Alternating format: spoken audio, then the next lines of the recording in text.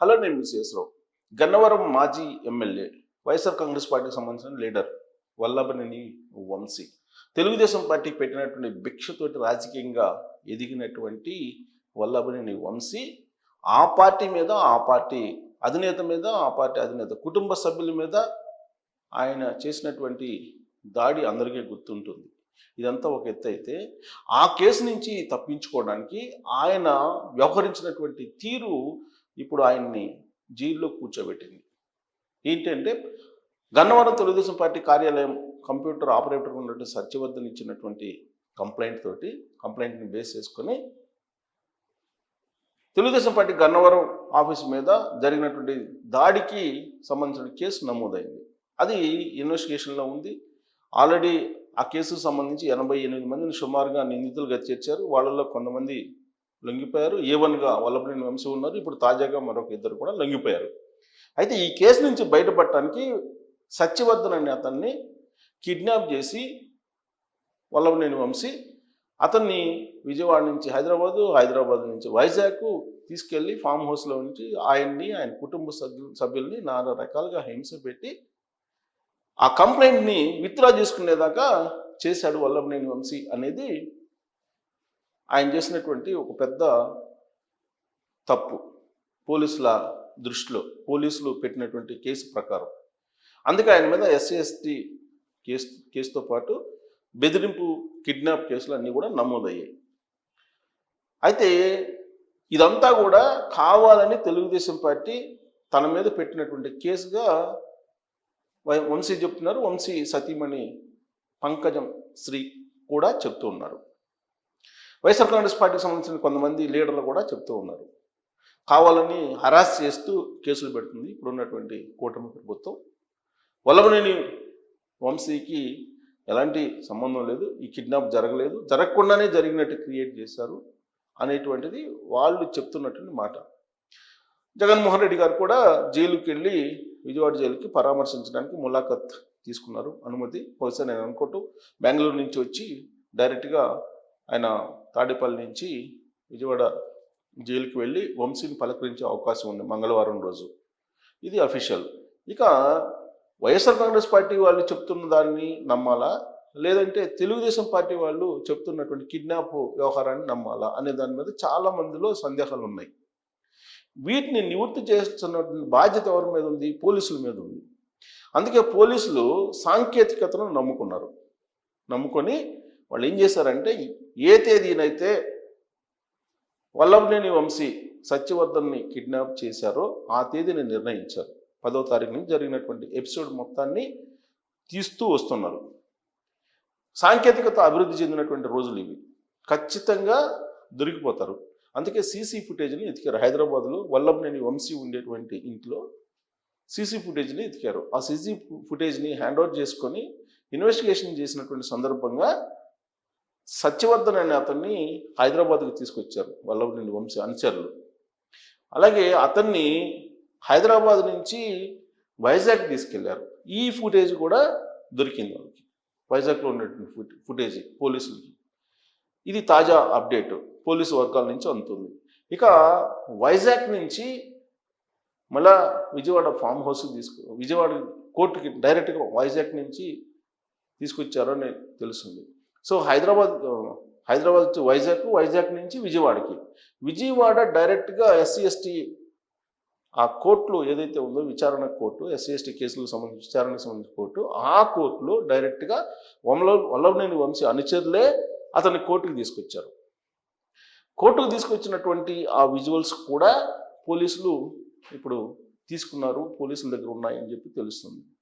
So కాబట్టి Vallabhaneni Vamsi Satyavardhan kidnap చేశారు అతని అనుచరులు అని చెప్పి నిరూపించడానికి, ఛార్జ్షీట్ వేయడానికి లేదా కోర్టులో చెప్పడానికి పోలీసులు తగినటువంటి సమాచారాన్ని రాబడుతూ ఉన్నారు. కొంతమేరకు రాబట్టారు సీసీ ఫుటేజీల ద్వారా. అయితే ఇంకొక మరో అంశం ఏంటంటే, అసలు వీళ్ళు ఫోన్లు ఎవరెవరితో మాట్లాడారు, ఎవరెవరు ఈ కేసులో పరోక్షంగా ఇన్వాల్వ్ అయి ఉన్నారు అనేది కూడా రాబట్టేటువంటి ప్రయత్నం ఇప్పుడు పోలీసులు చేస్తున్నారు. దాంట్లో భాగంగా ఈ వల్లభనేని వంశీ అనుచరులకు సంబంధించినటువంటి కొన్ని మొబైల్స్ని పోలీసులు హ్యాండ్ ఓవర్ చేసుకున్నారు. అలాగే Vallabhaneni Vamsi phone hand over చేసుకోవడానికి ప్రయత్నం చేస్తున్నారు. కానీ వల్లభనేని వంశీ ఫోను కనిపించట్లేదు, గల్లంత అయిందని చెప్తున్నారు. సినిమాల్లో చెప్పినట్టు వల్లభనేని వంశీ ఫోన్ పోయింది, కనిపించట్లేదు అని చెప్తున్నారు. పోలీసులు ఆ మొబైల్ కోసం ఇప్పుడు అన్వేషిస్తున్నారు. ఆ మొబైల్ కనుక దొరికితే ఖచ్చితంగా ఈ కిడ్నాప్కి సంబంధించినటువంటి వ్యవహారం దీన్ని ఎవరితోటి డీల్ చేశారు వల్లభనేని వంశీ, ఆయన సన్నిహితుడు అయినటువంటి గుడివాడ మాజీ ఎమ్మెల్యే కొడాలి నానితోటి చర్చించాడా, లేదంటే వల్లభనేని వంశీ కొడాలి నాని దేవుడిగా భావిస్తున్నటువంటి తాడేపల్లి వాళ్ళతోటి మాట్లాడారా, లేదు సుపారీ ఏమన్నా చేతన్నా కుదుర్చుకున్నారా? అసలు ఈ అనుచరులు ఎవరైతే వల్లభనేని అనుచరులు సీసీ ఫుటేజ్లో కనిపిస్తున్నారో వాళ్ళు ఎవరెవరితో మాట్లాడారు, వల్లభనేని వంశీ మొబైల్ నుంచి ఎవరెవరితో మాట్లాడారు అనే దాని మీద ఇప్పుడు ఇన్వెస్టిగేషన్ చేస్తున్నారు పోలీసులు. అయితే వల్లభనేని వంశీ మొబైల్ ఎక్కడుందనేది ఆయన సతీమణి చెప్పట్లేదు, వల్లభనేని వంశీ చెప్పట్లేదు. ఇలాంటి పరిస్థితుల్లో ఆయన్ని పోలీస్ కస్టడీకి తీసుకోవడానికి పిటిషన్ వేశారు ఆంధ్రప్రదేశ్ పోలీసులు. మరి ఆ పిటిషన్కి సంబంధించి ఇంకా తుది నిర్ణయం తీసుకున్నట్టు లేదు యాజ్ ఆఫ్ నౌ.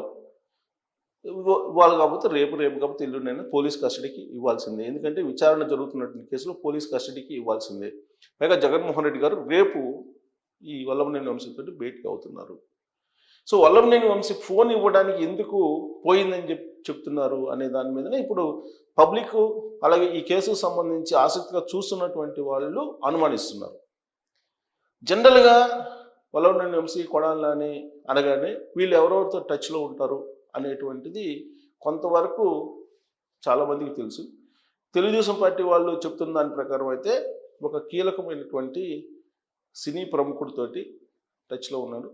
ఈ సినీ ప్రముఖుడు ఇటీవల కాలంలో ఒక సమావేశాన్ని ఏర్పాటు చేసుకోవాలి అనేటువంటి పిలుపు కూడా ఇచ్చారు.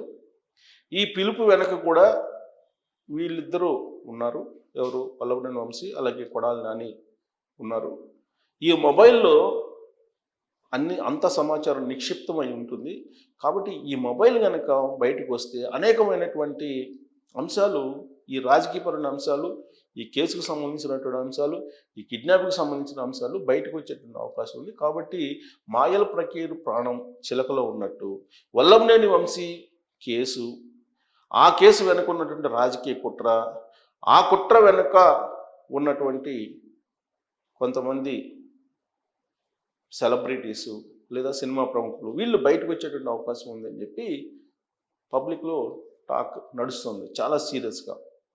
మరి ఈయన మొబైల్ ఫోన్లో ఉండేటువంటి రహస్యాలు ఈ పోలీసులు, ఆంధ్రప్రదేశ్ పోలీసులు బయట పెట్టేటువంటి అవకాశం ఉందా?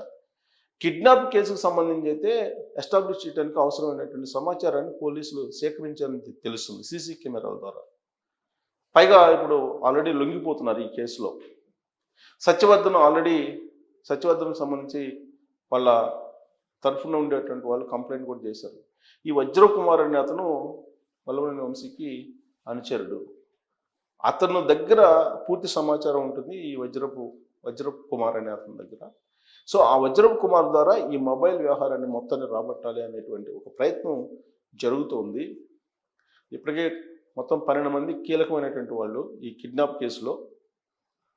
గన్నవరం తెలుగుదేశం పార్టీ కార్యాలయం దాడి ఒక కేసు, కిడ్నాప్ కేసు మరొక కేసు. ఈ కిడ్నాప్ కేసులో వల్లభనేని వంశీతో సహా 12 మంది మీద కేసులు పెట్టారు ప్రాథమికంగా. వీళ్ళలో వజ్రప్ కుమార్ నేతను ఒక అతను. ఈ వజ్రప్ కుమార్ దగ్గర మొత్తం సమాచారం ఉంది. మాయల పకీర్ ప్రాణం చిలకలో ఉన్నట్టు వల్లభనేని వంశీ మొబైల్ వ్యవహారంతో పాటు ప్రైవేట్ విషయాలు కూడా అతని దగ్గర ఉన్నాయి. అతన్ని పట్టుకొని పోలీసులు విచారిస్తే మొత్తం వస్తుంది. ఈ లోపుగా వల్లభనేని వంశీని కూడా పోలీస్ కస్టడీ తీసుకొని విచారిస్తే సహకారం అందిస్తే ఆయన వెల్ అండ్ గుడ్, లేదంటే వజ్రప్ కుమార్ ద్వారా అయినా సరే మొత్తం రాబట్టి దీని వెనుక రాజకీయ కుట్ర, సినిమాల కుట్ర కొంతమందిది, అలాగే మిగతా వ్యవహారాలు మొత్తం బయటకు వచ్చే అవకాశం ఉంది అంటున్నారు. సో మొత్తం మీకు నాకున్న సమాచారాన్ని చెప్పాను. దీన్ని బట్టి ఎవరెవరితోటి వల్లభనేని వంశీ ఈ కుట్రకి తరలేకుంటారు, అసలు ఇది తెలుగుదేశం పార్టీ కావాలని పెట్టిన కేసు కింద మీరు భావిస్తున్నారా, లేదంటే కిడ్నాప్ ఖచ్చితంగా నేను వంశీ చేసి ఉంటారని చెప్పి పోలీసులు కొంత సమాచారం సేకరించారు కాబట్టి దాన్ని మీ దగ్గర ఉంచాను కాబట్టి మీరు దాన్ని విశ్వసిస్తున్నారా? ఆయన వెనుకున్నటువంటి ఈ జూ లకటక ఎవరు? ఆ జూ లకటక ఎందుకు తాడేపల్లితోటి కలిసి కొంత ఏదో చేస్తున్నాడు అనేటువంటి ఒక ప్రచారం జరుగుతుంది. దీని మీద మీ కామెంట్ చేయొచ్చు. Thank you very much.